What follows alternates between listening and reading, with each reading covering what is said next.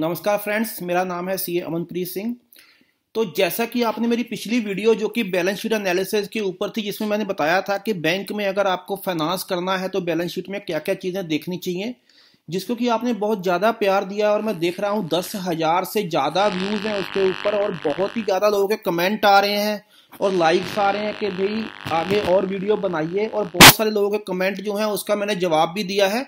तो आज की जो वीडियो है उसका ये एक्सटेंडेड वर्जन है। जो लोग बैंक में जॉब करते हैं, जहाँ अकाउंटेंट का काम करते हैं, जहाँ कॉमर्स के स्टूडेंट्स हैं, जहाँ बैंक में लोन की सीट देखते हैं, उन सब के लिए ये वीडियो बहुत ही फायदेमंद होने वाला है, क्योंकि इस वीडियो में हम डिस्कस करेंगे कि कौन सी बैलेंस शीट है जो कि बैंक वालों को बहुत ज़्यादा पसंद आती है और बैंक वाले आपके पीछे पीछे भागेंगे अगर आपको बैंक से फाइनेंस चाहिए होगा। आज की वीडियो भी वर्किंग कैपिटल एनालिसिस के ऊपर ही है, वर्किंग कैपिटल की असेसमेंट और अनऑडिटेड बैलेंस शीट का एनालिसिस। तो ज़्यादा टाइम लूंगा, शुरू करते हैं आज की वीडियो। एक मैंने डम्मी बैलेंस शीट ली है जिसका कि नाम है messrs CA Singh Aman and company. तो ये मैंने एक बैलेंस शीट बनाई है। इसकी सारी फिगर्स जो हैं वो डम्मी है, कोई भी एक्चुअल फिगर नहीं है, लेकिन मैं आपको बताऊंगा कि भी बैलेंस शीट जो है उसको कैसे देखते हैं और किस तरीके की बैलेंस शीट जो है जिसको कि फाइनेंस किया जाता है और क्या क्या चीज़ें हैं इंपॉर्टेंट जो कि बैलेंस शीट में एनालिसिस करनी होती हैं at the time of assessment of working capital limit. पिछली वीडियो में बेसिक चीज़ें बता चुका हूं। एसेट लायबिलिटीज क्या होते हैं, लॉन्ग टर्म सोर्सेज क्या होते हैं, शॉर्ट टर्म सोर्सेज क्या होते हैं, लॉन्ग टर्म यूजर्स क्या होते हैं, शॉर्ट टर्म यूजर्स क्या होते हैं। कभी भी शॉर्ट टर्म का जो सोर्स है उस पैसे को लॉन्ग टर्म में यूज नहीं करना होता है। अगर कोई फर्म या कंपनी ऐसा करती है तो आगे चल के उसके लिए दिक्कतें खड़ी हो सकती हैं, क्योंकि वो कहीं ना कहीं कैश फ्लो का मिसमैच होने से उसके अंदर कैश क्रंच आ सकता है, जिससे कि वो कंपनी फंस सकती है रीपेमेंट में।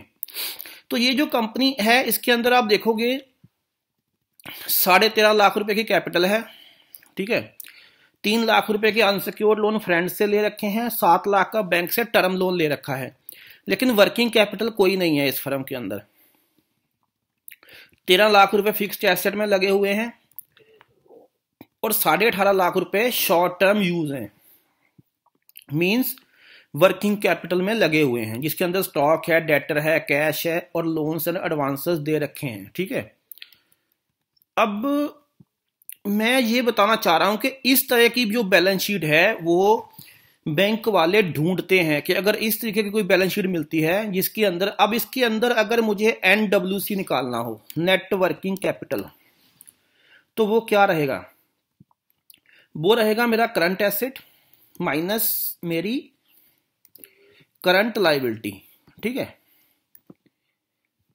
इसमें आपकी बहुत सारे जो प्रॉब्लम्स है ना उसको मैं सॉल्व कर दूंगा जो कि आपको असेसमेंट के टाइम पे आती हैं।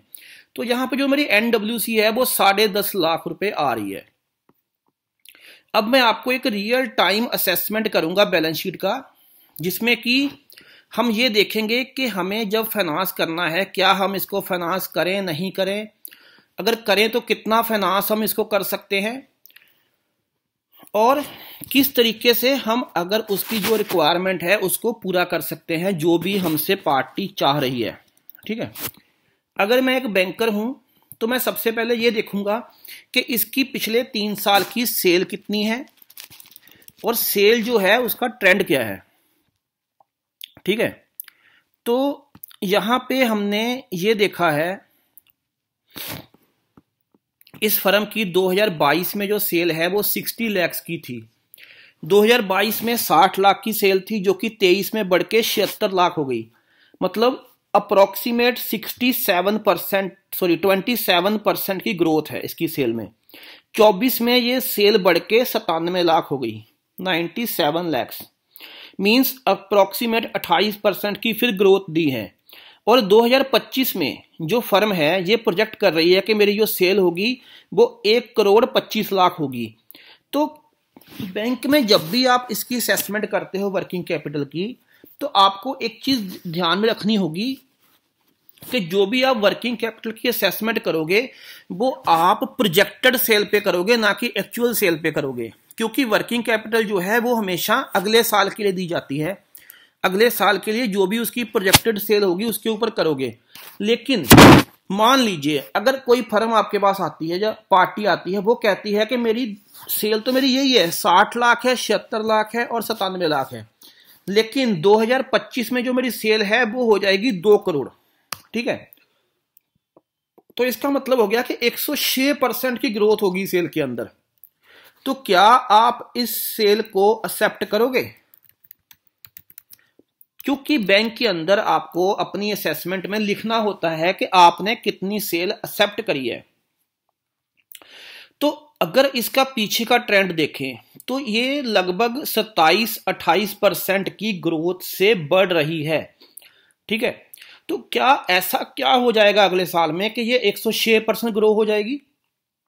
तो उसके लिए आपको उसके लिए आपको पार्टी से क्या लेना पड़ेगा? जस्टिफिकेशन लेनी पड़ेगी। अब जस्टिफिकेशन में क्या होता है, मान लीजिए पार्टी कहती है कि भाई मैं एक्सपेंशन कर रहा हूं, पीछे मेरे पास क्या था, पीछे मेरे पास 3 मशीन्स थी, मान लो मैं मैन्युफैक्चरिंग करता हूं, पीछे मेरे पास 3 मशीन्स थी जो कि मैं अब बढ़ा के 6 कर रहा हूं। तो बात समझ में आती है कि भाई 3 से अगर मैं 97 लाख की सेल कर रहा था अप्रोक्सीमेट 1 करोड़ की, तो 6 मशीन से मैं 2 करोड़ की सेल कर सकता हूं। तो इसके लिए इंपॉर्टेंट ये होता है, आपको ये देखना पड़ेगा क्या फिक्स्ड एसेट जो हैं, जो कि पिछले साल जितने थे, क्या अगले साल उससे डबल हुए हैं फिक्स्ड एसेट्स, या फिक्स्ड एसेट में कोई सब्सटेंशियल इंक्रीज हुआ है। अगर मान लीजिए फिक्स्ड एसेट में कोई भी इंक्रीज नहीं हुआ है और पार्टी कह रही है कि भी मैंने अपनी कैपेसिटी डबल कर ली है, तो फिर वो जस्टिफिकेशन उसकी एक्सेप्टेबल नहीं है। बैंक में हमेशा इस चीज का ध्यान रखना होता है कि जो भी आप चीज ले रहे हो उसकी जस्टिफिकेशन प्रॉपर हो, और अगर कोई चीज वो जस्टिफाई नहीं कर रहा है तो पार्टी भले ही कह रही है कि मैं 2 करोड़ की सेल करूंगी, लेकिन आपको जो सेल एक्सेप्ट करनी है, आपको जो उसका प्रीवियस ट्रेंड है उसके हिसाब से ही करनी है। और बैंक में अगर आप जो मैक्सिमम सेल कर सकते हो वो आप कर सकते हो 30% का इंक्रीज आप मैक्सिमम ले सकते हो, अगर आपको जस्टिफाई करना है अपने आप को। तो अगर आप इसके ऊपर का कोई भी इंक्रीज लेते हो तो उसके लिए आपके पास प्रॉपर जस्टिफिकेशन होनी चाहिए कि आपने इतना ज्यादा सेल को एक्सेप्ट क्यों किया। तो इसलिए मेरे हिसाब से इस केस में अगर पार्टी 1 करोड़ 25 लाख की सेल मुझे देती है तो मैं इसको इजीली एक्सेप्ट कर सकता हूं, क्योंकि ये एज पर प्रीवियस ट्रेंड है, पीछे भी 28% से इंक्रीज हुई है, और मैं मान सकता हूं कि मैं अभी लिमिट भी दूंगा, इसको पैसा दूंगा तो इसके पास उस पैसे से भी ये बिजनेस करेगा, तो इसकी सेल आगे चल के बढ़ सकती है। अब मैं लिमिट कितनी दूंगा वो बात अलग है। अब मान लो पार्टी मेरे पास आती है कि मुझे लिमिट चाहिए 20 लाख की, पार्टी ने जो मेरे पास डिमांड करी है वो 20 लाख की लिमिट की डिमांड करी है। ठीक है, तो अब मैं देखूंगा कि भाई क्या मैं इतनी लिमिट दे सकता हूं। देखो पार्टी ने मेरे पास डिमांड करी है 20 लाख की। ठीक है, अब पिछली वीडियो में हमने देखा था कि वर्किंग कैपिटल की असेसमेंट हम कैसे करते हैं। वर्किंग कैपिटल में हम करेंगे नाइक कमेटी से, नाइक कमेटी मेथड से हम इसकी 5 करोड़ तक की जो भी लिमिट होगी उसकी जो असेसमेंट है वो नाइक कमेटी मेथड से की जाती है। अब नाइक कमेटी मेथड में क्या होता है, सबसे पहले होता है उसमें, अगर वो एमएसएमई है, ऑफ सेल 31.25% ऑफ सेल।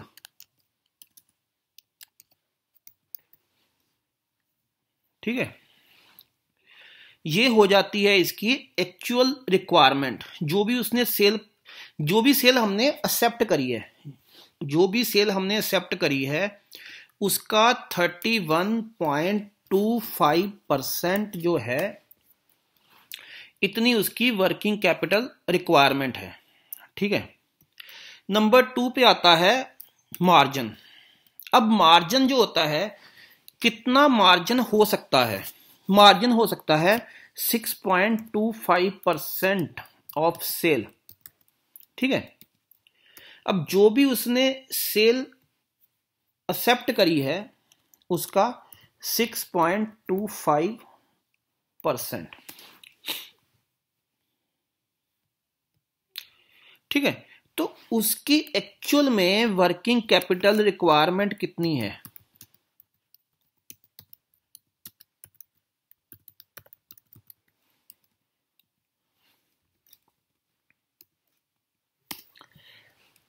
उसकी एक्चुअल है 31.25%।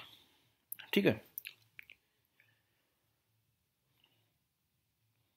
और उसमें ये है मिनिमम मार्जिन। ठीक है, ये है मिनिमम मार्जिन,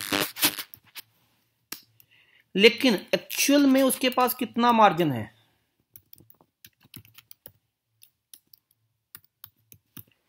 एक्चुअल मार्जिन है उसके पास ये एनडब्ल्यूसी जो है वो एक्चुअल में उसका मार्जिन है, और वो है उसके पास 10.50।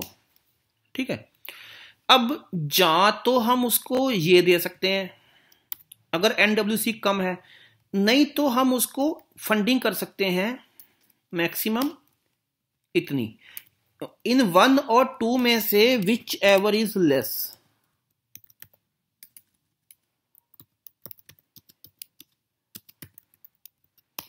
Which ever is less. तो जब भी कोई पार्टी आपके पास आएगी वर्किंग कैपिटल की असेसमेंट के लिए, उसमें आप ये देखोगे कि उसकी सेल के साथ उसकी रिक्वायरमेंट कितनी है। तो सेल के हिसाब से अगर उसको 1,25,00,000 की सेल है उसकी, ठीक है, तो आप उसको कितना दे सकते हो? तो मोटा मोटा आप उसको 31 लाख रुपए जो है उतना आप उसको दे सकते हो। ठीक है, 31 लाख रुपए तो दे सकते हो आप उसको अगर उसका मिनिमम मार्जिन 7.81 लाख है। लेकिन अगर पार्टी ने मार्जिन ज्यादा लगा रखा है, मान लीजिए उसने 10,50,000 रुपए लगा रखा है, तो फिर जो एक्चुअल मार्जिन है उसको लेस करेंगे हम रिक्वायरमेंट में से। ठीक है, तो इस केस में जो हमारी मैक्सिमम परमिसिबल बैंक फाइनेंस है MPBF होगा, वो होगा 28.56। और पार्टी हमसे कितना मांग रही है? पार्टी ने कितना रिक्वेस्ट किया है? पार्टी ने हमसे रिक्वेस्ट किया है 20 लाख। तो इस केस में जो आपकी वर्किंग कैपिटल लिमिट होगी वो आप दोगे उसको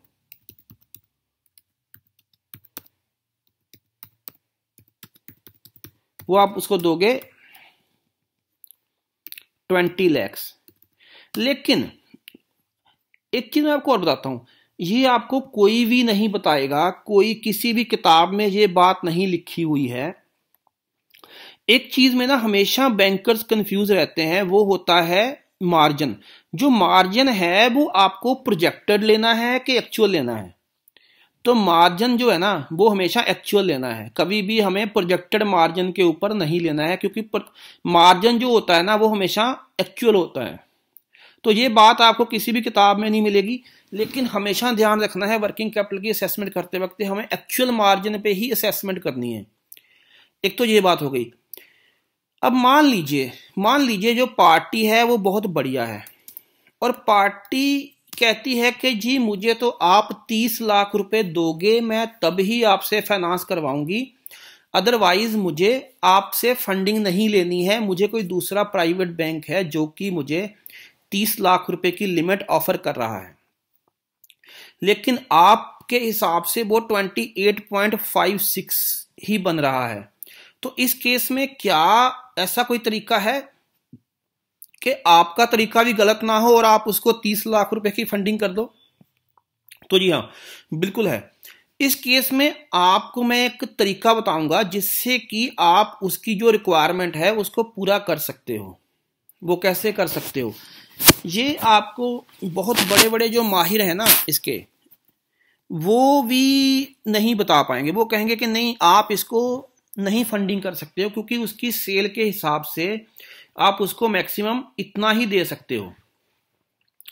लेकिन लेकिन लेकिन मैं आपको एक चीज बताता हूं, अगर अगर पार्टी के पास अपना मार्जिन ज्यादा है, सपोज कीजिए कि पार्टी को रिक्वायरमेंट थी 7.81 लाख के मार्जिन की, लेकिन उसने जो मार्जिन लगा दिया है वो ज्यादा लगा दिया है, तो उस केस में हम पार्टी से एक अंडरटेकिंग ले सकते हैं कि ऑल्दो हमने मार्जिन ज्यादा लगा दिया है, लेकिन हमने मार्जिन इसलिए ज्यादा लगा दिया है क्योंकि जो एक्सेस मार्जिन है, एक्सेस मार्जिन जो है, जो कि एक्सेस मार्जिन कितना हो गया आपके पास, देखो एक्सेस मार्जिन हो गया, ये आपका एक्चुअल मार्जिन है और ये है आपका, तो पार्टी ने लगभग 2.25 लाख रुपए का एक्सेस मार्जिन लगा रखा है, जो कि एक्चुअल में उसको रिक्वायरमेंट नहीं थी, उसने ज्यादा लगा रखा है। तो हम उससे एक अंडरटेकिंग ले सकते हैं कि जो एक्सेस मार्जिन है वो will be used for capital या for long term uses, however minimum stipulated margin be maintained during the tenure of loan। तो अगर आप अपनी असेसमेंट में पार्टी से ये चीज की अंडरटेकिंग लेके लिखते हो तो आपको कोई भी दिक्कत नहीं आएगी, क्योंकि अगर जो एक्सेस मार्जिन है वो पार्टी यूज कर लेगी, पार्टी बोल रही है कि मैंने डाल दिया है पैसा क्योंकि मुझे उसको यूज करना है लॉन्ग टर्म यूज के लिए, मान लो उसको कोई मशीनरी लेनी है, तो लेकिन वो कह रहा है कि जो मिनिमम रिक्वायरमेंट है आपकी 7.81 की, वो मैं थ्रू आउट द टेन्योर जो है उसको रखूंगा। तो ऐसा करके आप पार्टी को 31.25% भी फाइनेंस कर सकते हो, तो पार्टी जो है वो आपकी कहीं नहीं जाएगी और आप पार्टी को रिटेन भी कर लोगे, और ये टेक्निकली भी गलत नहीं है, टेक्निकली भी गलत नहीं है। तो ये थोड़ी सी हमारी एडवांस क्लास थी वर्किंग कैपिटल असेसमेंट के ऊपर, हालांकि इतना कोई डीपली बताता नहीं है, और ये मैं आपको इसलिए बता रहा हूं क्योंकि मैं प्रैक्टिकली कैसे काम करना है आपको ये सिखाता हूं। और आगे भी अगर आपकी कोई क्वेरी है वर्किंग कैपिटल को लेकर तो आप मेरे से बात कर सकते हो, मेरे कमेंट बॉक्स में लिख सकते हो, और आगे भी मेरी वीडियोस आती रहेंगी। बैंकिंग में जो जो दिक्कतें हैं, स्पेशली क्रेडिट सेक्शन में जो भी फाइनेंस असेसमेंट से रिलेटेड दिक्कतें हैं, उसके ऊपर मैं वीडियो डालता रहूंगा। तो अगर आपको मेरी वीडियो पसंद आई है तो मेरे चैनल को लाइक कीजिए, सब्सक्राइब कीजिए, शेयर कीजिए और बेल आइकन को दबा दीजिए ताकि अगली वीडियो आपके तक पहुंच सके। तो मिलते हैं अगली वीडियो में, जिसके अंदर की मैं आपको पीबीएफ, अभी तो हमने सिर्फ पीबीएफ कैलकुलेट किया है, आगे मैं आपको ड्राइंग पावर कैसे कैलकुलेट करते हैं वो भी बताऊंगा, क्योंकि वर्किंग कैपिटल में पीबीएफ और ड्राइंग पावर दो अलग अलग चीजें हैं। पीबीएफ से हम लिमिट सेट करते हैं और ड्राइंग पावर से हम उसको अलाउ करते हैं कि कितनी लिमिट वो विड्रॉ कर सकता है, क्योंकि वर्किंग कैपिटल में लिमिट पूरी की पूरी लिमिट विड्रॉ नहीं होती है, उसकी जो ड्राइंग पावर होती है वो डिराइव होती है सिक्योरिटी से। तो सिक्योरिटी के हिसाब से कैसे लिमिट को अलाउ करना है वो हम अगली वीडियो में समझेंगे।